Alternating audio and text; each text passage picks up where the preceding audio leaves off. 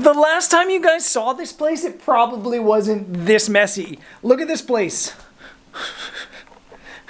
It's actually shocking how messy it is. The reason there's this pen in the middle is because sometimes when I'm working the full day here and Jody's working upstairs, Taki comes here and spends time here. Sometimes he even comes up and hangs out on my desk when it's not an absolute mess. Today, I'm going to procrastinate cleaning this mess because it's supposed to get a little bit messy outside, actually. There's a big storm coming, and I want to get out and do some photography before that storm hits. Ideally, before it hits. Ideally, it doesn't destroy me and my camera gear. So I'm going to go out and take pictures right now. But before we do that, I should let you know that today's video is sponsored by Squarespace.com. If you're looking for a place to start a travel photography blog or portfolio, Squarespace is a really good spot to start. There's lots of really good blogging tools with a lot of cool features like geotagging, simultaneously posting to your social media, and really clever templates to make portfolios or galleries look really good, really easy. So whether you're looking to sell images or just have a really cool place to show them off, Squarespace is an awesome place to do that. So head to squarespace.com/BrendanVanson and you'll get a little bit of a discount on your first purchase. Okay, can we not talk about this mess? I'm obviously way too busy with projects and not rich enough to afford a cleaner. Or I'm just procrastinating, so let's procrastinate some more with a photo outing. It is a mess because we obviously have my photography stuff in there and then this is all coffee studio stuff, so like the staff room and storage room's there. I have a bag of green beans just on the floor because I'm actually roasting my own beans, and I think I'm going to talk about that in the next video because it's been a really interesting process roasting coffee beans. Forgot to turn off the lights. There's so many similarities in roasting coffee beans to photography. It's crazy, and it's been a really exciting little endeavor. So yeah, I'm going to talk about that next video maybe, potentially. Who would have thought that coffee would be something I'd find a passion for? Throughout the years, I didn't even really drink coffee in the mornings. I'd sometimes find a shot of espresso in the afternoons to get me through the day, but I never thought of coffee as something I'd love doing the same way I've loved photography. But here we are, making coffee in the mornings and pictures in the afternoon.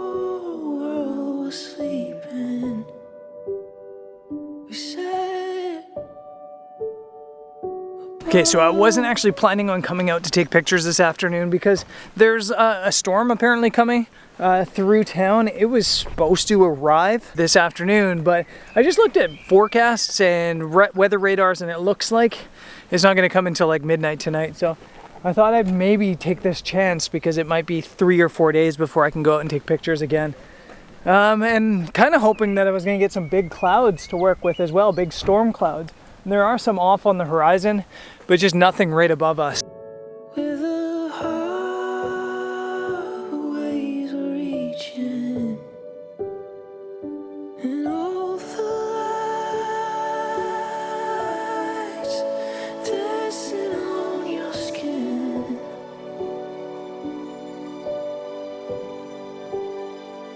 And all I've done. Okay, I'm gonna say something out loud that I haven't said before, but I think over the past 6 months, I've fallen out of love with photography. I haven't had that same like joy making pictures. I've loved going out, but I think part of it was just, I've loved going out, and the camera was kind of like the way that I was going out. The camera was my reason and my excuse for going out. And then even today, I wasn't really feeling like the love of photos. I was excited to get outside, to be honest, after working in the coffee shop for so many hours. But it was like getting out was what I was excited for. And then because I saw a bird, I put on the longest lens in my bag, the 70-200, and something just happened in my brain. This like emotion hit me. This like love for photography and taking pictures came back, and it was like really exciting and really almost emotional. I don't even know how to describe it. It's just, I feel really good taking pictures right now, and I think part of it is just not caring as much. I think a lot of it was me getting in my head saying, I've only got so many chances to go out and take pictures, I better take the best pictures possible. Whereas today, I'm just like throwing on this lens and taking pictures of things that I see. I'm not really concerned about brilliant compositions. I'm just taking pictures. Like I found a bird on an agave plant. I'll do it again. A couple in front of a lighthouse. I forgot what it's like Some flowers. to be believed in. But you fill my head with Yeah, I mean, they're not like great photos, but it was fun taking them. And that's the whole goal of photography is, well, maybe taking better pictures than those ones, but having fun doing it. And I've had fun out taking pictures over the past 6 months. I have, but it hasn't been the photo making that's been fun. It's been the going out. Right now, it's the photo making, and I'm excited for this because I feel like maybe I pushed myself over that like COVID hump, that like COVID depression hump, and I'm like back. I feel like I'm back. Note to self, if you ever stop having fun with photography, just put on a longer lens. Or maybe just stop putting so much pressure on yourself to make great photos and be grateful for the process and the opportunities. Okay, so I've got a ton of time, but I'm enjoying this, so I think I'm just gonna chill. This is a location I've photographed one time before, but the light was kind of average. It's this almost, well, really sketchy feeling jut out onto the cliffs, and if you're brave enough to stand here, there's a really awesome arch here that gets hammered by waves. And with this storm coming in directly from, like, I believe this is the southwest, I thought that the waves would come in and hit this pretty hard, and it looks like they are. I don't know if this is gonna work, but I don't really care.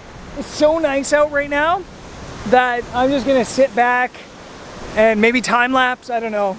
You're probably thinking, Brendan, you spoiled little turd. The waves are flowing, the birds are chirping, the sun's out, and you have this epic view. How could you not be in love with this?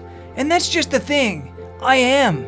I love getting out and spending time with my camera on epic cliffs. But there's a totally different love that goes into making a picture. It's not the type of love of going somewhere that's beautiful and easy.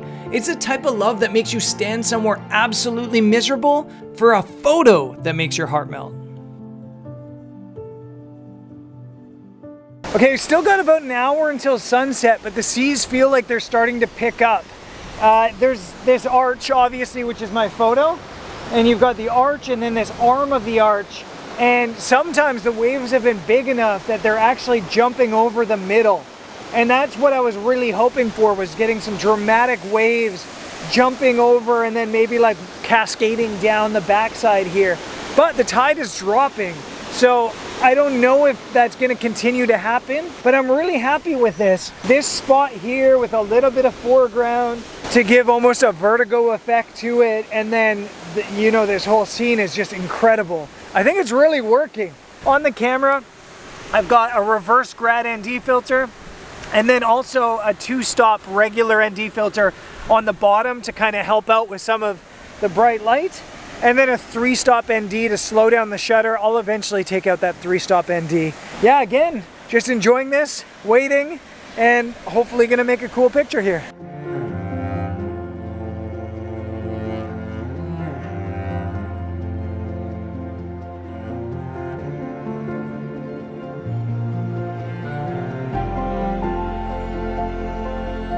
Okay, the storm clouds are on the horizon, coming this way, and it's totally killing the shot the way I planned it, because now the sun's gone behind the clouds and I'm not getting any sunset light at all, or light here. So this photo is probably not going to work the way I wanted, but these waves coming through still look so beautiful, and I'm not actually using them the way I was planning on it. I was planning on trying to get them jumping over the rocks, but instead what I'm doing is waiting until it kind of cleans out a bit here and we get some blue water, and then I get a nice rolling wave out on the break, because I feel like what that's doing is it's creating a leading line out towards the sunset, and it's kind of saving this photo.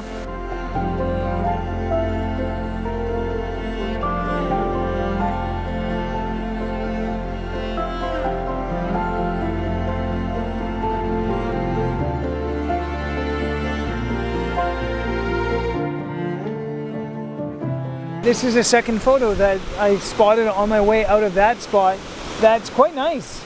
Although the light is very, very, very, very blue. Everything looks blue. And I don't think it's a white balance thing. I think the world is just blue right now. In general, like philosophically, emotionally, and photographically. But I think that this photo is pretty cool. There's this awesome little beach down here and some waves rolling up on it pretty dramatically. And I think if I time this right, even with the boring light, potentially this could be a pretty good photo.